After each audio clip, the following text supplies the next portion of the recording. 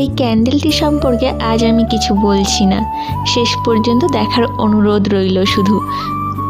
এর মেকিং প্রসেসটা তোমাদের সাথে শেয়ার করি চলো, আর শেষ পর্যন্ত তোমরাই বলবে ক্যান্ডেলটি কেমন। রেড কালারের ওয়্যাক্সটা মেল্ট করে আমি এই মোল্ডটায় ঢালছি এবং দেখো এই হার্ট শেপগুলো কি সুন্দরভাবে টার্ন আউট হয়েছে। আর প্রতিটা হার্ট শেপ এতটা গ্লসি হয়েছে, এতটা সুন্দর ফিনিশিং এসছে, কিছু বলারই নেই, তোমরাই দেখো। এবার ক্যান্ডেলটা একটু সাজানো যাক, চলো, তোমাদের পছন্দ হবে নিশ্চয়ই।